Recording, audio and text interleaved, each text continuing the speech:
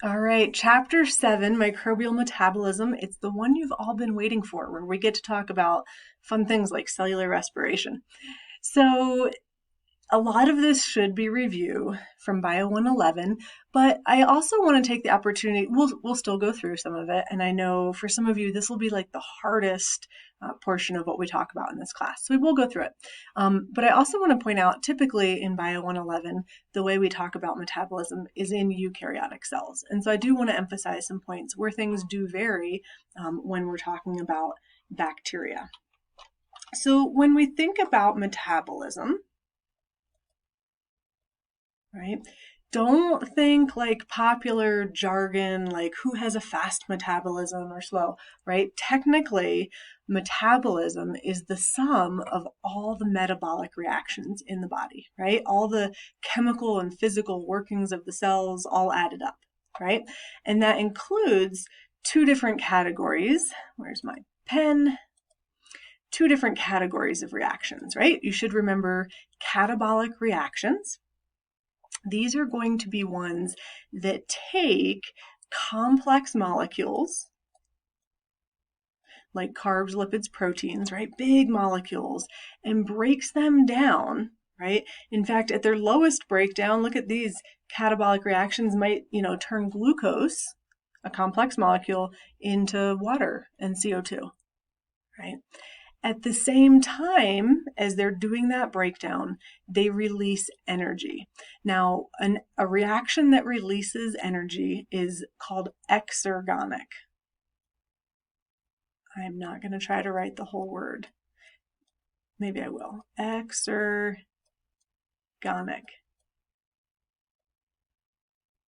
So really the term catabolic, terrible, deals with the breakdown from complex to simple. Exergonic refers to this release of energy. And when we release energy, we're going to put it in this form of ATP. We're going to talk about that a lot today. And that actually that molecule ATP ends up acting as this link between catabolic and anabolic reactions. So anabolic reactions, just think about anabolic steroids, right? Arnold took the steroids to get pumped, right? And so he was able to take lots of amino acids, right? But you can do this with sugars and put them together into complex molecules. So anabolic reactions take simple and create complex, but that actually takes energy. And so we get the energy from the catabolic reactions. And so this is kind of what it ends up looking like, right? We basically are consuming food, right? They're using glucose here as one of the main fuel sources. We're breaking that down so that we get energy out, and then we use that energy to build complex molecules, right? To do these different anabolic reactions. I really actually kind of like this picture. Okay. In all these reactions, and there are a lot, right, enzymes are going to act as the catalysts. So to catalyze just means to kind of like encourage or speed up, right? So these are reactions that would happen eventually anyway, but they would take a really long time, right? So it's like if you went backpacking and you forgot your fuel, you could dump your macaroni noodles into cold water, and if you wait long enough, they will get soft, right? But you'd rather have the heat behind that, right? Take 10 minutes and get your macaroni going. And so enzymes are going to speed these things up. Incidentally, because you could speed up the reactions of your body by being warmer, but anyway, okay. So enzymes, they're proteins that increase the rate of metabolic reactions. They don't become part of the reaction. They don't get used up by the reaction. And so the example they're giving here is this guy standing on top of a hill, and the lever, the guy with the lever, is basically the enzyme, right? He's putting in a little bit of this initial energy to actually make sure that this reaction moves forward. And notice that basically without enzymes, it would take a lot more energy to kind of kickstart this reaction. Enzymes are able to make this happen. So, okay, we are going to go more in depth in enzymes here than you probably did in Gen Bio. So one of the things to keep in mind, so they're pointing out here, well, maybe they don't really actually point it out. See this little like indent here? This is what's called the active site. Let me see if there's a better picture. Here we go. See how there's this active site. So enzymes work as kind of this lock and key mechanism. They're very specific. They only work if you have the key that fits into that lock. And so what you need to have happen is you need the proper tertiary structure. You need the protein to be folded perfectly to make sure our lock here, our active site, is the exact right shape. And so what we'll see is that we actually have a lot of enzymes that require either a coenzyme or a cofactor to make that work. And so the technical term for that is an apoenzyme. This is an enzyme that requires a cofactor or a coenzyme. So what are these coenzymes, cofactors? Coenzymes are vitamins. They are organic additions to an enzyme. A cofactor is a mineral. When you talk about needing vitamins and minerals in your diet, this is why, right? So what's going to happen here is basically without this coenzyme or cofactor, it's going to change the protein's tertiary structure just enough that it doesn't function, okay? So a classic example is B12.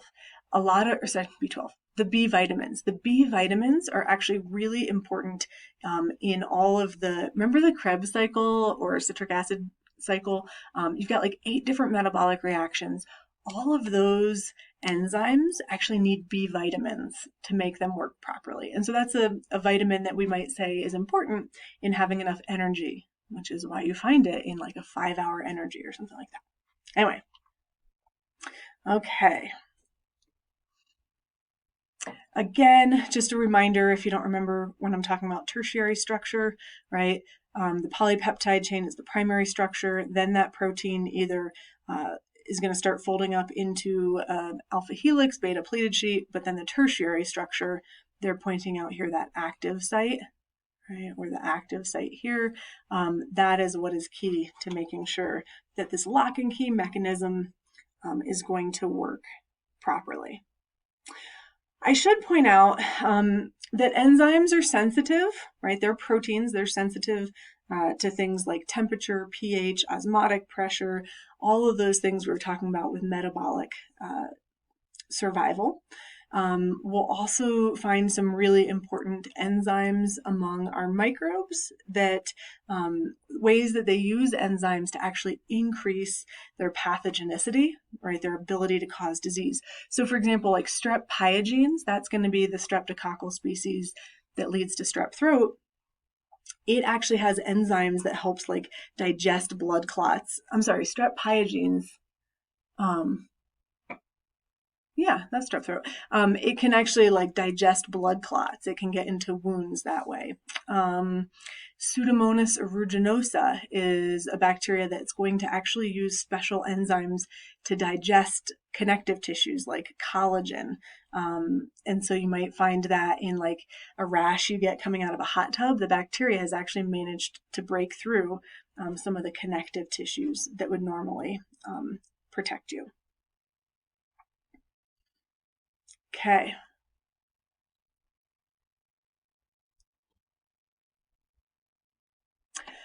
So we can talk more about enzymes and kind of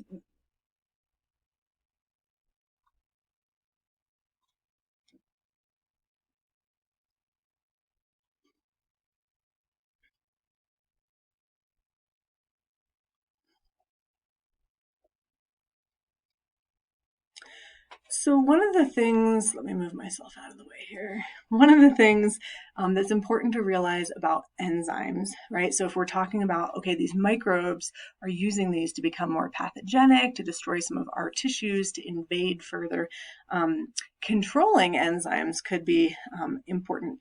And so typically we'll use either competitive inhibition or non-competitive inhibition. So what happens here, and some of this can be natural too. This doesn't just need to be us trying to protect ourselves. But what happens here in competitive inhibition, you have over your normal substrate, there's my marker, right?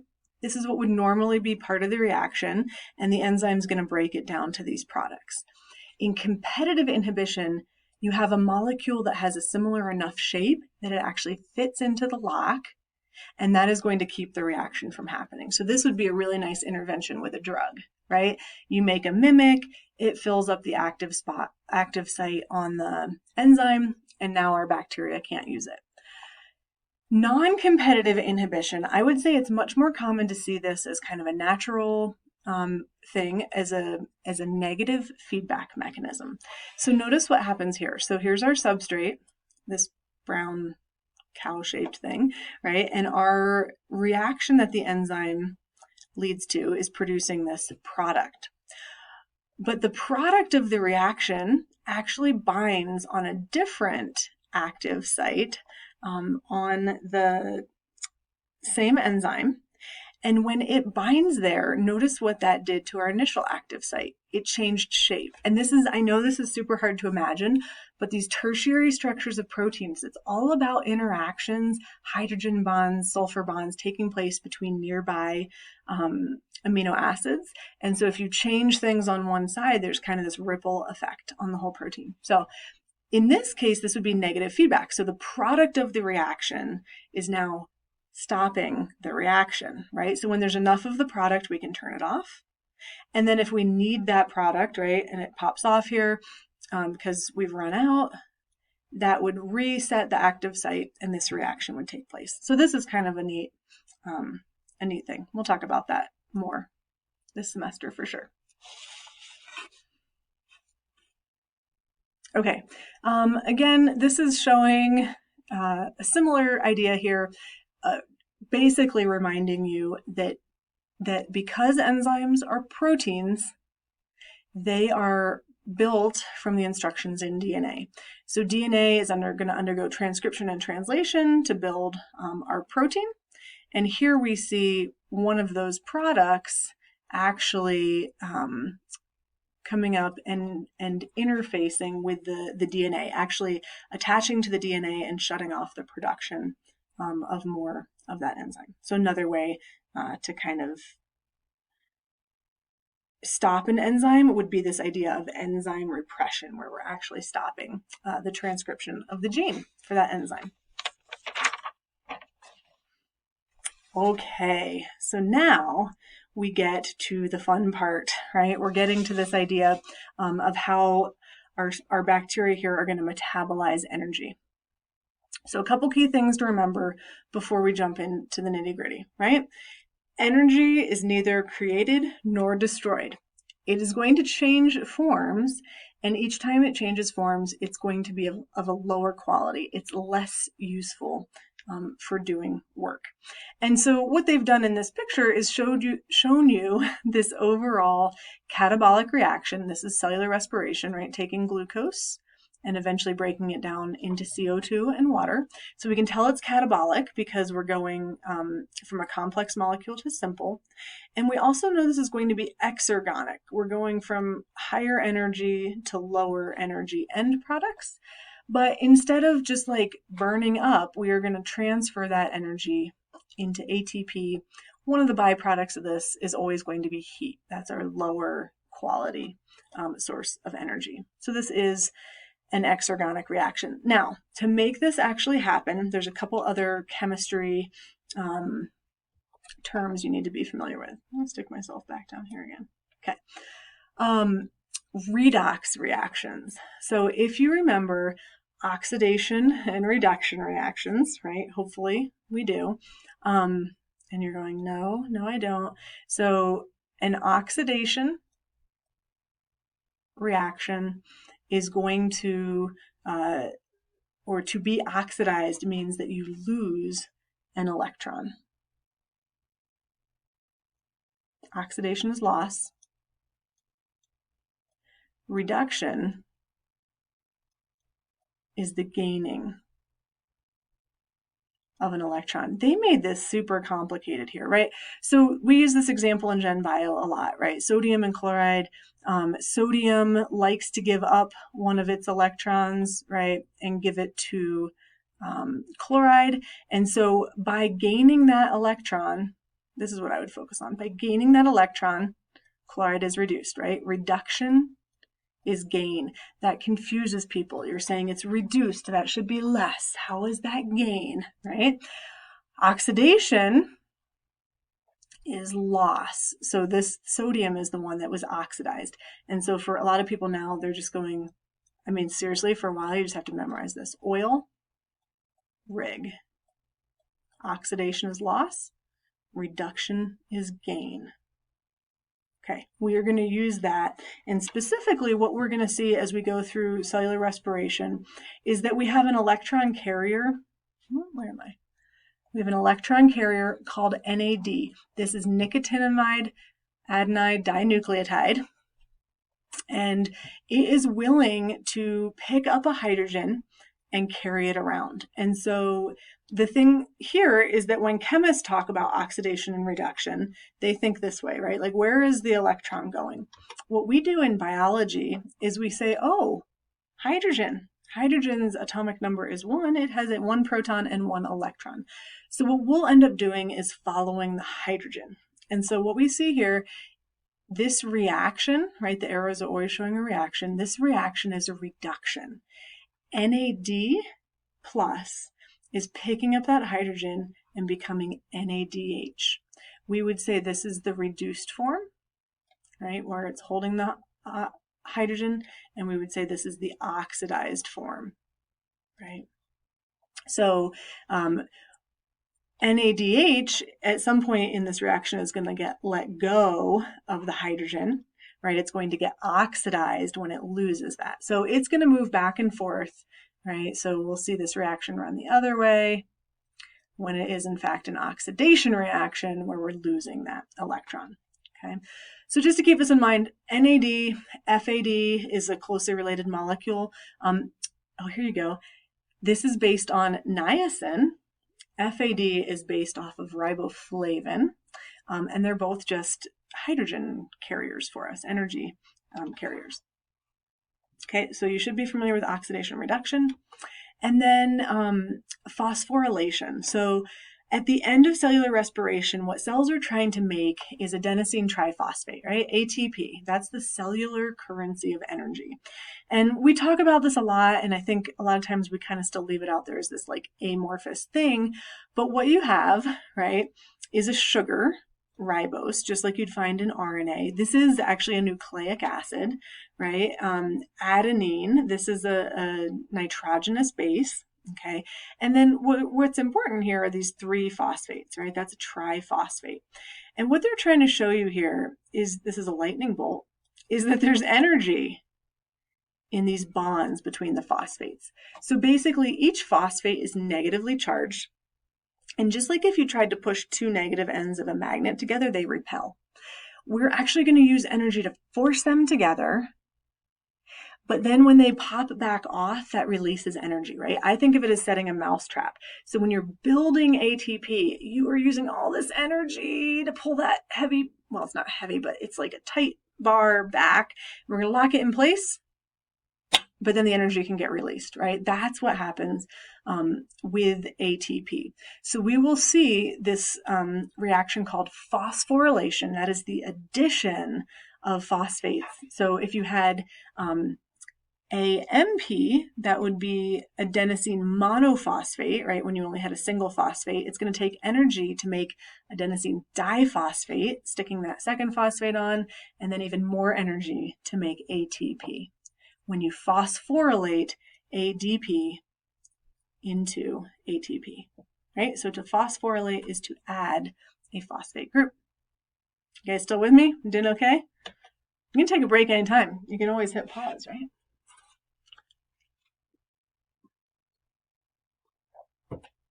Okay. Get myself out of the way again.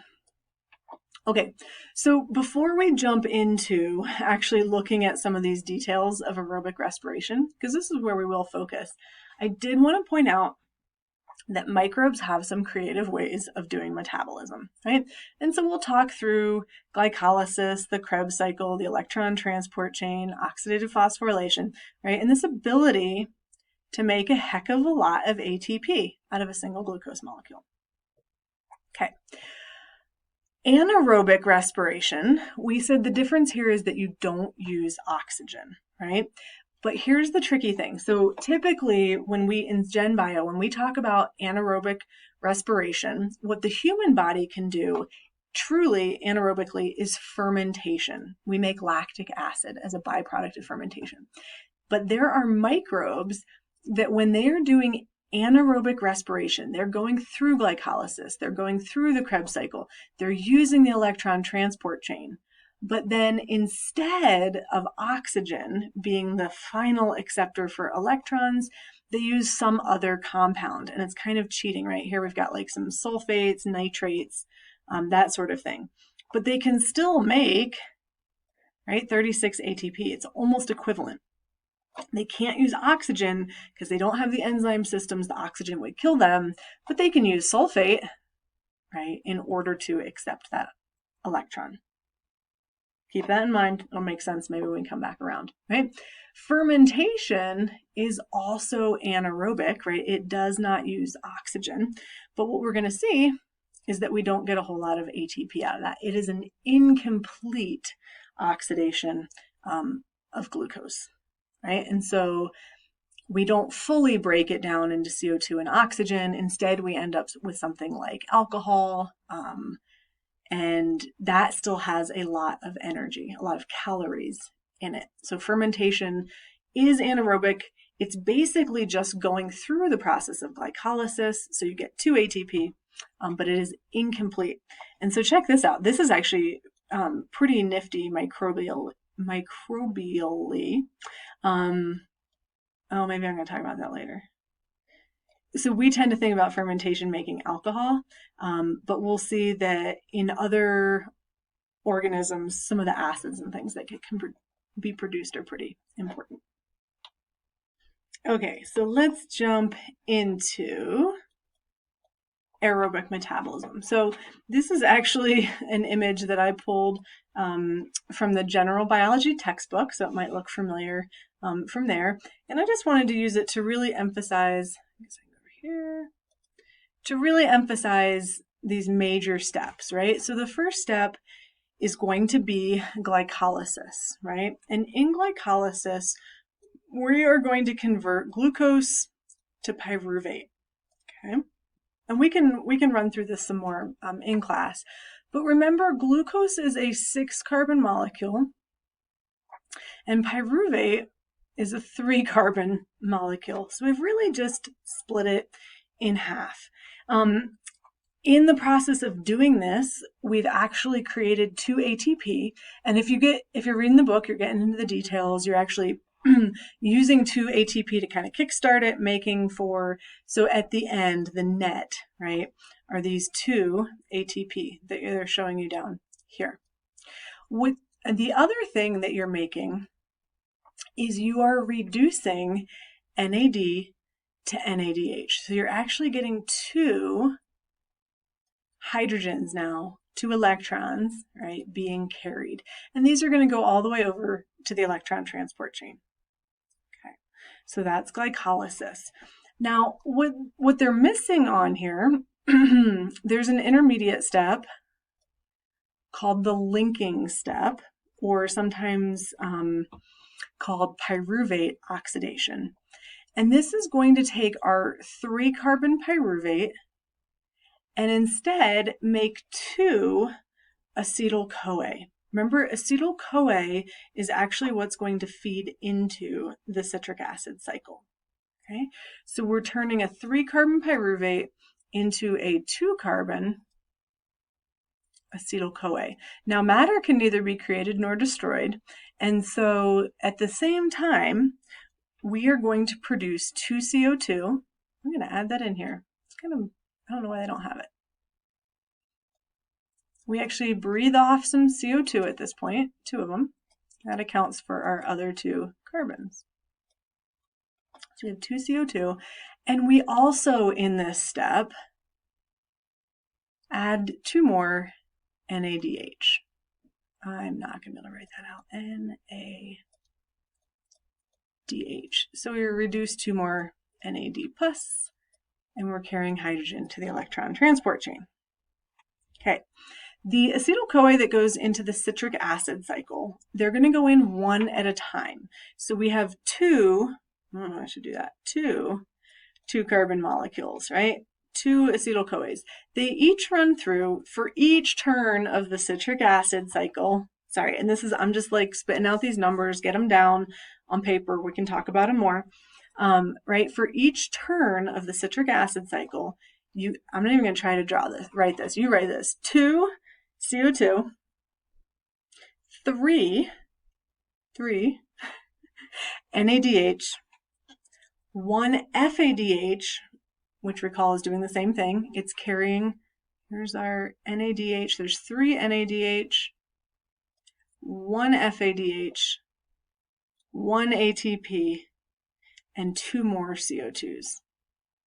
I can put it on here, look at that. Let's get rid of some more CO2.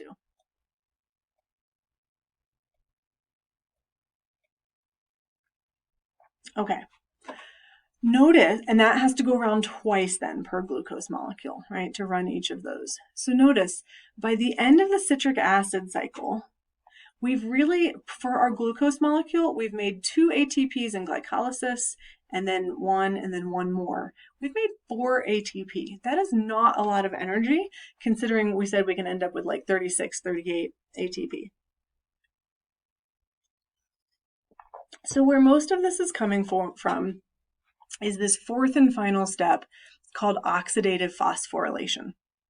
Oxidative phosphorylation includes the electron transport chain, which is what we're very familiar with, and then chemiosmosis. Again, this is the step where we're going to make most of our ATP. So let's look at how that works. Okay, so this is trying to show us the electron transport chain, and notice where we are. Here's the cell wall, here's the cell membrane. We're using that periplasmic space. I can come back over here. We're using this periplasmic space in here for our reaction.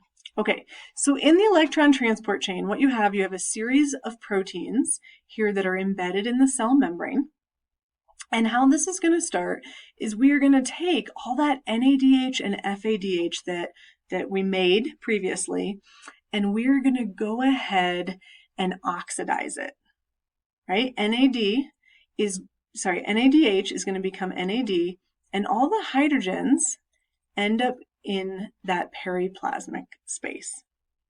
Okay, so we start with NADH losing that electron. Now, what happens here is so the electron transport chain is this series of proteins that basically allow the hydrogens to come across the membrane. Chemiosmosis says, well, now wait, we have this huge concentration of hydrogen on one side of a membrane. Diffusion would say, well, it should spread out. It wants to cross the membrane. There is only one place it can cross, and that is through this protein called ATP synthase. As hydrogen starts flowing back across the membrane, just down its diffusion gradient, it actually turns this protein like a turbine, right? So just like water behind a dam can turn a hydroelectric turbine, all these hydrogens behind the dam cell membrane are able to turn the ATP synthase. That's where we have the energy to phosphorylate ADP into ATP. We are shoving that final phosphate on there, and now we have our energy nice and stored in an ATP molecule. Okay, but now what you need to have happen to keep those electrons, those hydrogens flowing, is to get rid of the ones that are coming across, right? So that we can keep pulling more. And so in aerobic cellular respiration, oxygen is going to get used to accept those hydrogens, those electrons, okay? In anaerobic respiration, we use a non-oxygen molecule as that terminal electron acceptor, that terminal hydrogen acceptor, right? And so in this fourth and final step, we make a ton of ATP, and we also produce, for aerobic respiration, we produce water. Okay. So when you talked about this in GenBio, it was probably in a eukaryotic example. So we would use a mitochondria, and notice that the mitochondria has this like double membrane and leaves like a periplasmic space. This is actually part of the support for the theory of endosymbiosis, saying like, wait a second, this is like the same thing going on here, right? But we now have this organelle, this energetic organelle that's going to produce the ATP for the rest of the cell. So a nice maybe symbiotic relationship, right? Again, there it is in the eukaryote.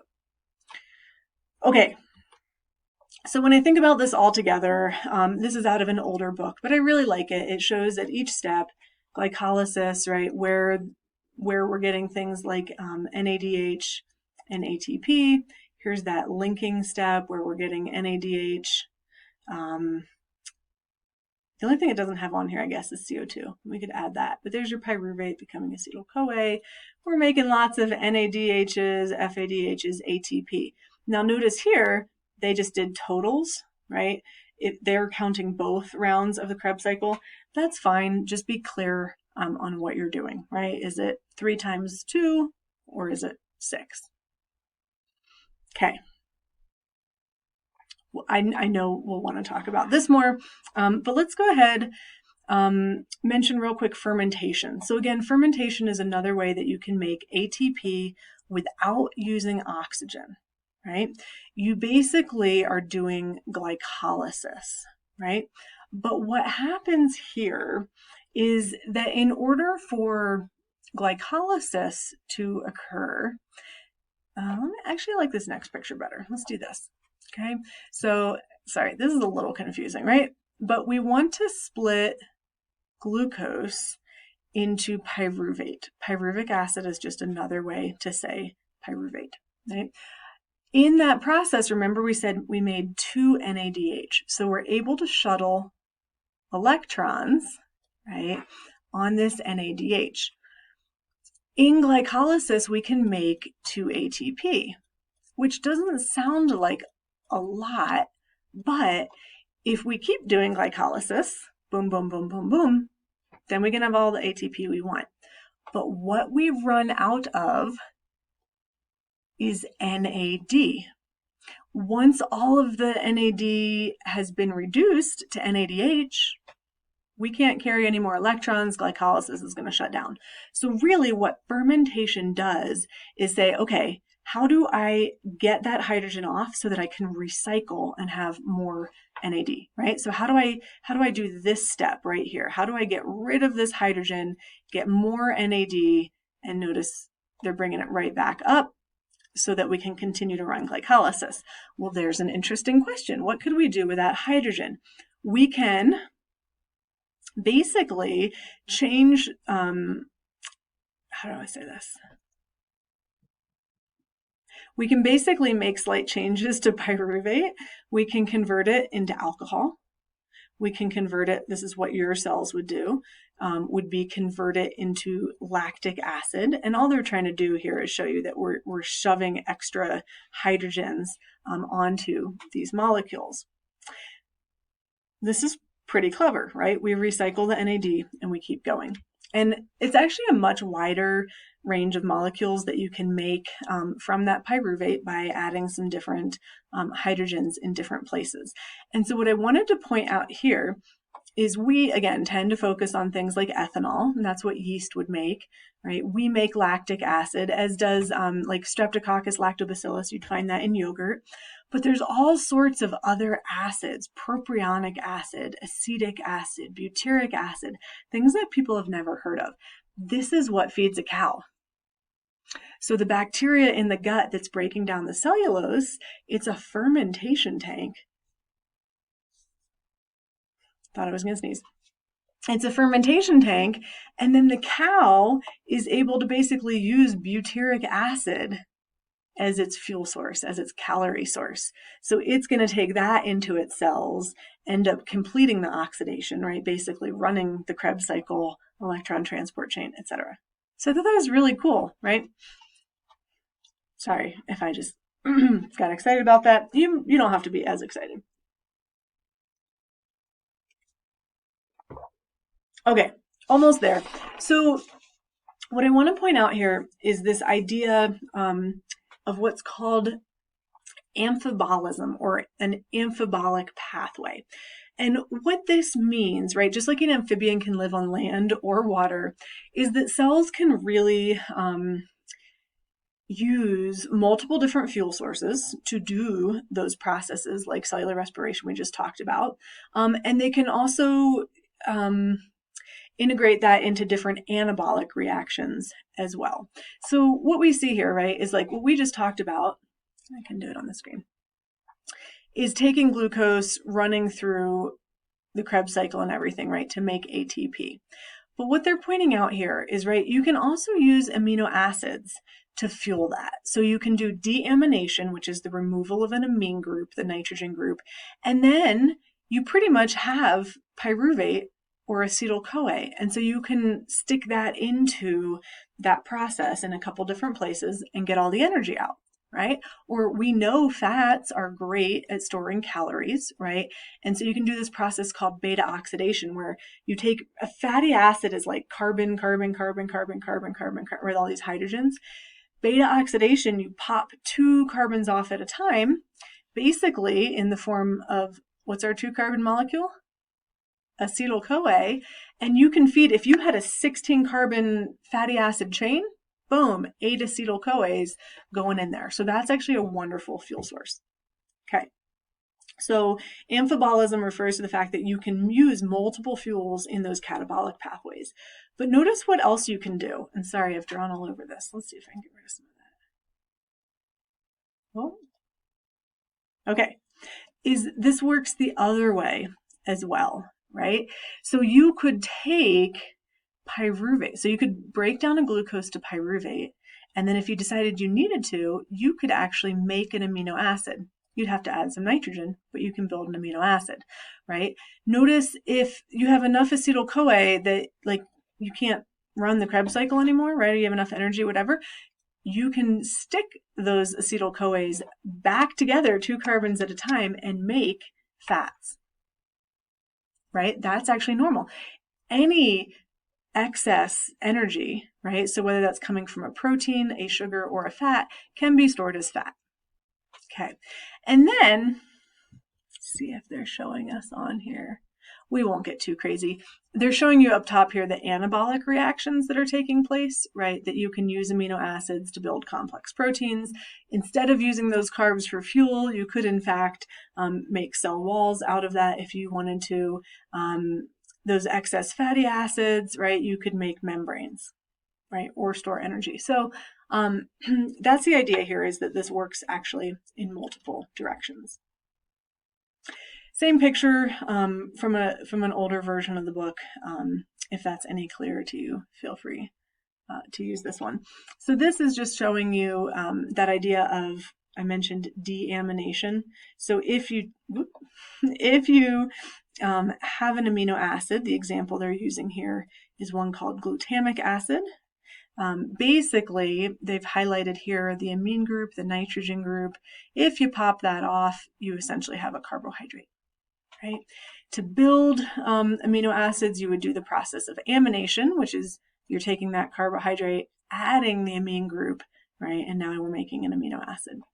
Transamination, you can actually just like move the amine group. So if you pop it off of an amino acid and stick it onto a carbohydrate, right? You started out with the amino acid aspartic acid, but if you move the amine group over here, you actually get glutamic acid.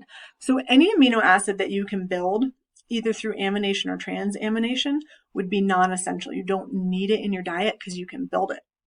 Essential amino acids are ones that you can't do that with. Okay.